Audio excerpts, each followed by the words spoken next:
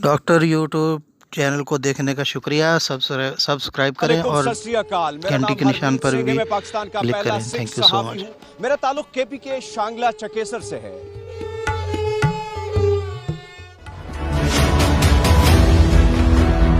अस्सलाम वालेकुम, सत श्री अकाल, नमस्कार, आदाब। मैं हूँ हरमीत सिंह। इस वक्त मैं पाकिस्तान के दारुल हुकूमत इस्लामाबाद से आपसे मुखातिब हूँ।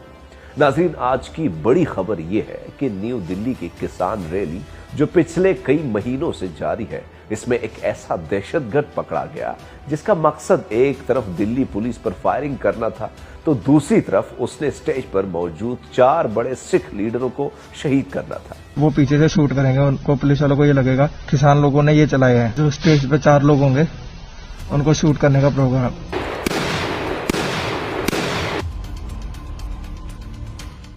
नाज़रीन, जो लोग मुझे बाकायदगी से फॉलो करते हैं वो अच्छी तरह जानते हैं कि मैंने राष्ट्रीय सेवक संघ और टाटा अंबानी जैसे सरमायादारों के सिख किसानों के खिलाफ शर्मनाक गठजोड़ की अंदरूनी कहानी की बारीक से बारीक तफसीलात लम्हा ब लम्हा आप तक पहुंचाई है। दिल्ली की आरएसएस हुकूमत सिख किसानों के खिलाफ किसी बड़े ऑपरेशन का प्लान तैयार कर चुकी। भारतीय पंजाब के लाखों सिख किसानों को हरियाणा बॉर्डर पर रोक दिया गया।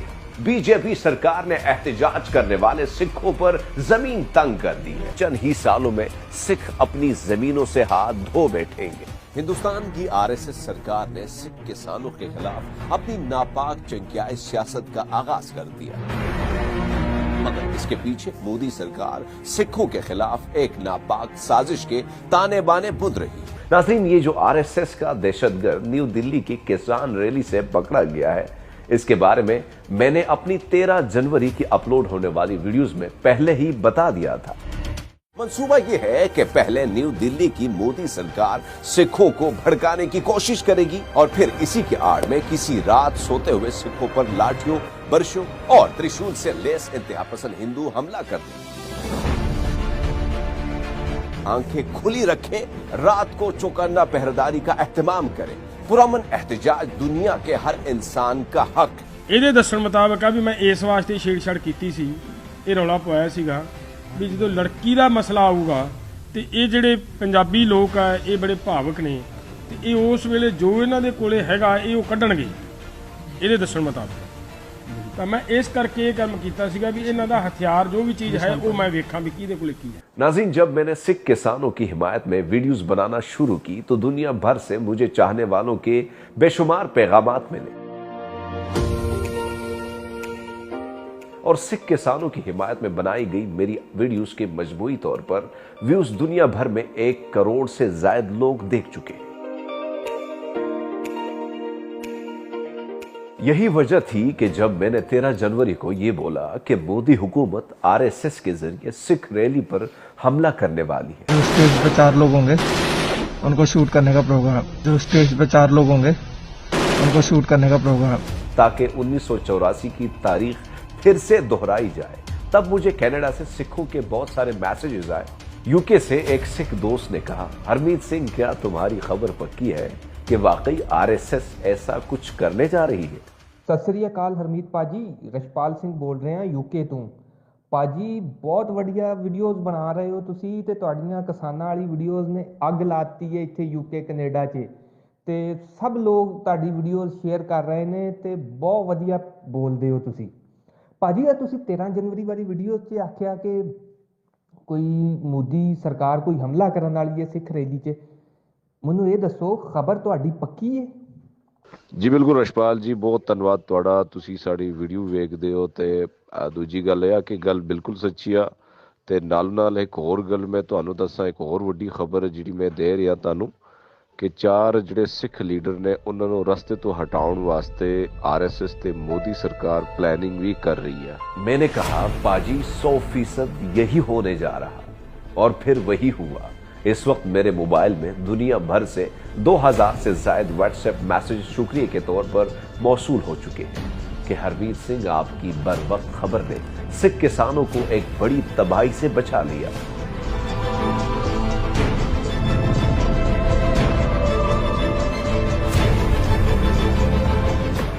नाज़रीन, मैं चाहूंगा कि किसान सिख रैली में पकड़े गए आरएसएस दहशतगर्द का बयान आप एक बार फिर गौर से सुनिएगा।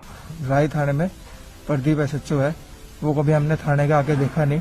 और जब भी हमसे मिलने आता था वो सिर्फ यहाँ कवर लगा के आता था। वो उसने बोला कि न्यू दिल्ली के किसी थाने में एक एसएचओ मुंह पर कपड़ा बांध कर आता था और जो सिखों के खिलाफ ये सारे कत्लेआम की मंसूबाबंदी कर रहा था। अब जरा बात को समझिएगा, ये सारा मंसूबा सरकारी थाने में बन रहा था। यानी हमारी पुलिस उनका मुकाबला नहीं कर सकती, यही ना? सर, मुकाबला तब करेंगे जब हथियार होंगे। सर, आप मुझे थोड़ा वक्त दीजिए, जल्दी ही ठोस कार्रवाई करेंगे। मैं कुछ नहीं सुनना चाहता, बहुत प्रेशर है मेरे ऊपर, मुझे जवाब देना पड़ता है उनको। जिसका मतलब है इस सारे खेल के पीछे मोदी सरकार है, क्योंकि सरकारी जगह पर सरकार की इजाजत के बगैर कुछ नहीं हो सकता। सवाल नंबर 2, एक एसएचओ सिखों के कत्लेआम की मंसूबाबंदी कैसे कर सकता है? और फिर एसएचओ को मुंह पर कपड़ा बांधकर थाने आने की क्या जरूरत? साफ जाहिर है कि वो दुश्मन जो मुंह पर कपड़ा बांधकर एसएचओ की वर्दी में सिखों के कत्लेआम की मंसूबाबंदी कर रहा है, वो या तो भारतीय खुफिया एजेंसी रा से है या फिर राष्ट्रीय सेवक संघ का कोई आला ओहदेदार है। नाज़रीन, सरकारी मशीनरी को इस्तेमाल करते हुए छोटी जातों और कौमों का कत्लेआम कैसे करना है, इसका मोदी हुकूमत और आरएसएस के दहशतगर्दों को अच्छी तरह तजुर्बा है। याद रहे कि ये वही लोग हैं जिन्होंने गांधी जी का कत्ल किया। 3 गोलियां महात्मा गांधी के शरीर पर दाग दी गईं। 2 गोलियां 78 साल के महात्मा गांधी के बदन को भेदती हुई निकल गई। 1 गोली उनके शरीर में ही अटक गई। ये वही लोग हैं जिन्होंने गुजरात में मुसलमानों का कत्लेआम किया। –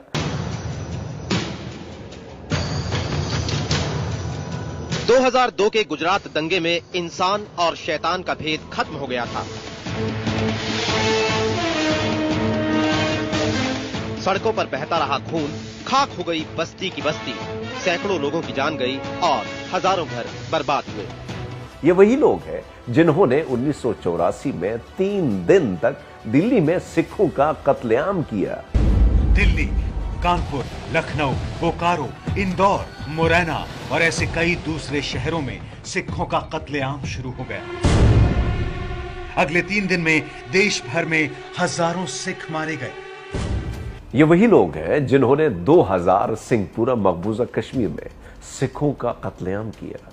ये वही लोग हैं जिन्होंने समझौता एक्सप्रेस में बम धमाके करवाए। ऐसा क्या कहा जज जगदीप सिंह ने? बहुत सी बातें कही, बताया कि फैसला बहुत गहरे दर्द और वेदना के साथ दे रहा हूं। उनकी शिकायत थी कि आतंकवाद का एक नीच काम हुआ और दोषियों को सजा नहीं मिली। इन सब की वजह बनी NIA, जिसकी खिंचाई हुई। नाजरीन, ये सारी बातें मद्देनजर रखते हुए अब मैं एक और बड़ी खबर देने जा रहा हूं। हिंदुस्तान की आरएसएस सरकार फकत यही तक महदूद नहीं रहेगी। अब आने वाले दिनों में मीडिया पर अर्नब गोस्वामी जैसे झूठे और क्रिमिनल टाइप सहाफियों के जरिए किसानों के खिलाफ झूठे प्रोपेगेंडे मजीद शिद्दत पकड़ जाएंगे। Now I want to show the pictures. Stone pelting, barricades overturned. There is clear and open violence. Let us have no doubt about it. There is clear and open violence. Sikh rally में बड़ी तादाद में किसानों के रूप में RSS के दहशतगर्दों को घुसाया जाएगा। मोदी सरकार की पूरी कोशिश है कि सिखों को भड़काकर पुलिस पर हमला करवाया जाए और फिर इस तसादुम की आड़ में आरएसएस के गुंडे तलवारों और बर्चियों से निहत्थे सिखों पर हमला करेंगे और 1984 की तरह एक बार फिर सिखों की लाशों के अंबार लगाए जाएंगे। और जब ये सारे मामला थम जाएंगे तो फिर इस सारे कत्लेआम की FIR भी सिखों के खिलाफ ही काटी जाएगी। नाजरीन, ये तो मोदी सरकार का मंसूबा है, मगर एक मंसूबा इससे ऊपर वाली जात का भी है। हिंदुस्तान का सिख किसान इंतहा पसंद हिंदू सरमायादारों की जाहिरियत के खिलाफ पूरी तरह चौकन्ना और आरएसएस की हर चंकियाई सियासत को नाकाम बनाता जा रहा है। रही बात मेरी, तो तारीख गवाह रहेगी कि जब सिख किसानों के हक में बड़ी बड़ी जुबानें खामोश बैठी थी, हरमीत सिंह इस जुल्म के खिलाफ खड़ा था, खड़ा है और खड़ा रहेगा। मेरी आपसे फकत इतनी गुजारिश है कि अगर आप मेरा साथ देना चाहते हैं तो मेरी वीडियोस को ज्यादा से ज्यादा शेयर करें, व्हाट्सएप ग्रुप्स में फैलाएं, ट्वीट करें, इंस्टाग्राम पर लगाएं, यही कहना था।